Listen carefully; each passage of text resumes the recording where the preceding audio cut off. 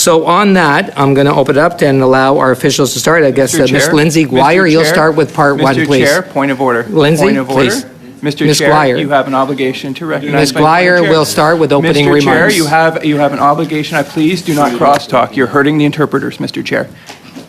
We're allowing Ms. Guire to commence. Yes, Chair. Ms. Guire, you may commence. Point of order. You have an obligation. What is the point of order? Yes, point of order. You have point an of order. obligation to recognize a point of order, Mr. Chair. Point of order, I do, yes. Do I need to quote the rules to you? Yeah, point of order, yes. So, point of order.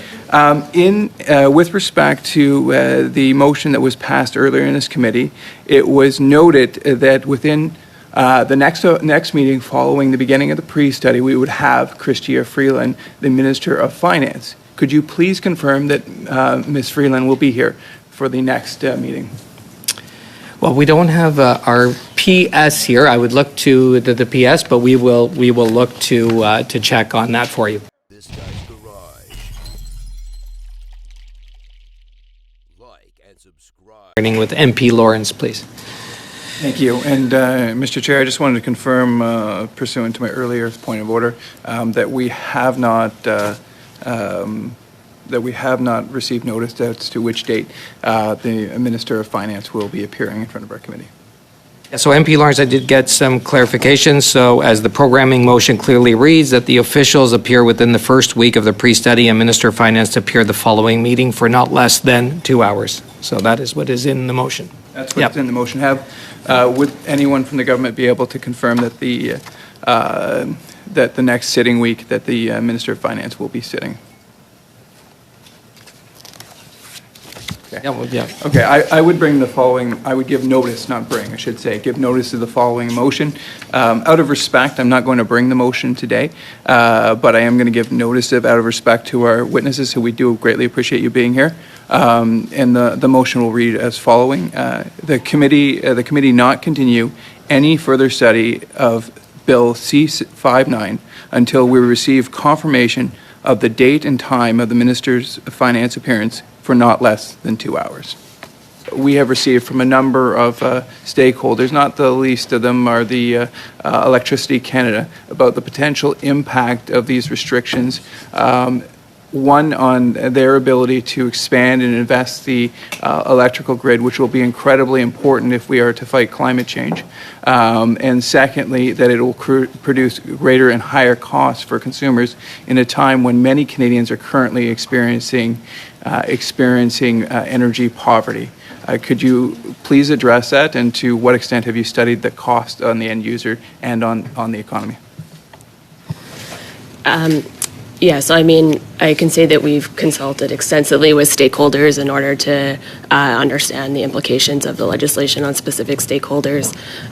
There are a number of exceptions in the legislation that are intended to sort of deal with more general situations. So we don't have sector-specific exemptions, but we do have an exemption for public-private partnerships that it may be relevant in the situation that you're describing. So there's an exception in that situation where there is a project that is owned by a public authority and the cost of interest is through the arrangement borne by the public authority. So that's typical in a public-private partnership.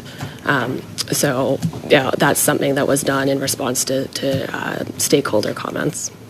Would you have, or would you be able to provide with our committee any type of studies or documents or materials otherwise that would indicate as to what the impact on the economy and to Canadians would be on the cost of living through the implementation of EIFEL? I can see what we have.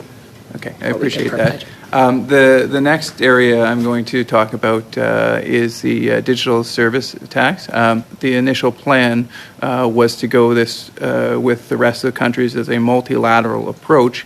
Canada has now taken a unilateral approach and decided to put in the DST, not waiting for our allies. And some commentators have said that this will have negative impacts, both for Canada and for the rest of the world, as now some of the digital giants otherwise will be able to avoid taxation with countries not having their tax codes in lockstep with one another. Could you comment on that, please? It has very much been the government's preference to proceed in this area multilaterally. have been engaged in these discussions looking for a common approach since 2017. But the reality is that has proved very elusive. It would certainly be the government's preference to move in that direction. But the government has sort of indicated that it cannot. It doesn't feel it can continue to wait indefinitely. With respect to the U.S., obviously, we pay close attention to the U.S. reaction in this area. We've been engaged in discussions with the U.S. It is important to note that the U.S. has been explicitly tolerating digital services taxes from 7 countries, including the 3 that I mentioned, since the autumn of 2021. They've recently extended that understanding for another 6 months.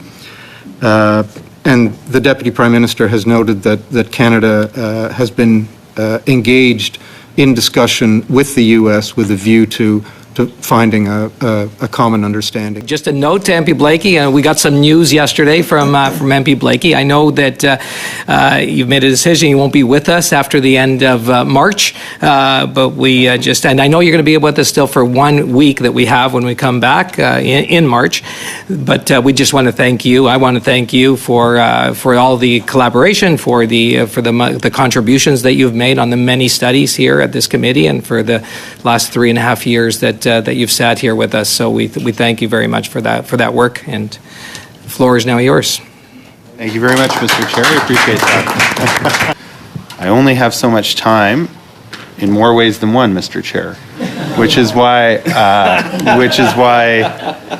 I'm afraid I'm going to have to move the motion that I gave notice of at the last committee meeting, which is over $6 billion in 2023, and millions of Canadians have had to deal with food insecurity.